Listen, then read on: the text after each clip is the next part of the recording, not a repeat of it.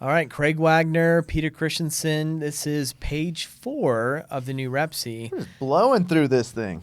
And you'll probably notice that the videos are going to get shorter and shorter because the changes really were front-loaded. There's not a lot on this one. Yeah, this is all the yellow on page Very little. page 4. So 10.2, just a minor addition. Again, more just for a little bit of clarification. I don't think it necessarily changes any of the substance at all. But the last sentence where it describes that the issuing agent subject to buyer's rights under Section 12 below. And then Section 11, you've got the seller's disclosures. This is where, the old section was Section 7. So again, new location. That is going to be a hard one. Yes. Section 7.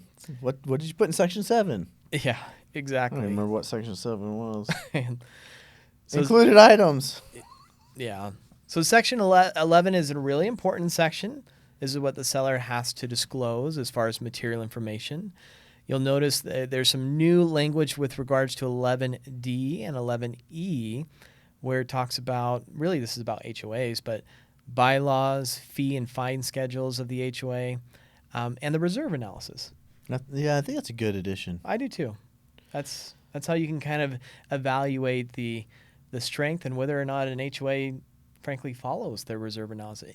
And if they don't have one, which is contrary to what Utah law would require, that should give some Red indication. flag. Yeah, like that should give maybe a buyer some pause. Might not be very well managed, that HOA. There could be some special assessments in the future.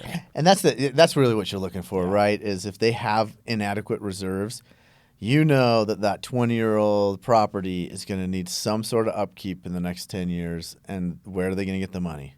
They're going to have to assess. Right, exactly.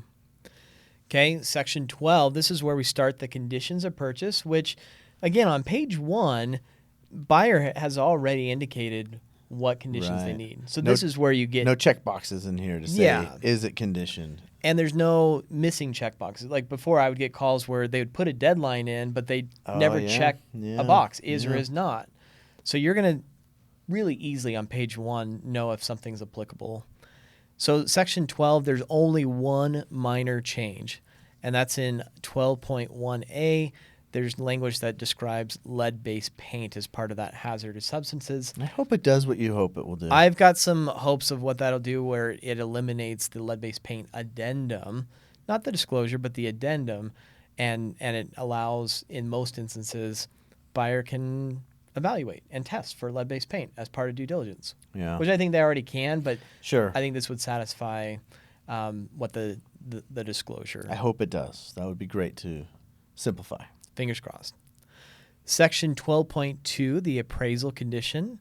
Functionally, this is going to be very similar to how it already is functioning, but you may see, because of the deadline now being split, you may see more cancellations based on a low appraisal than just a financing Especially appraisal. with that default 50% language in there. So pay close attention to the deadline, like when did the buyer put their appraisal, because you want them to order that sooner rather than later as a seller. But notice that a buyer may have a right to cancel, but they're going to have to give a copy of the appraisal Right. and the notice. And that was always ambiguous. Right. Some sent it over anyway. Some simply sent a notice saying it Right. appraised for low. Yep. And this just clarifies, says just send over the appraisal. Exactly. And there's additional language at the end of 12.2a.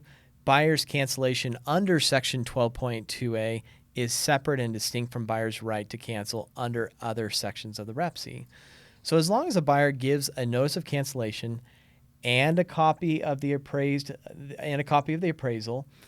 that's the section they're canceling. Right. Why is that important? Because the disbursement of the earnest money may be different. Right. Because the buyer would get all the earnest money back if they cancel based on a low appraisal. Yeah, so make note of that the conditions in that finance condition that we highlighted on page 1 that said that giving up 50% of the earnest money to the seller is the default, that does not apply to canceling under the appraisal condition. That is special only to the finance condition. Right. Excellent. And that is page 4 of the new What? REPC. Shortest video yet. Shortest video.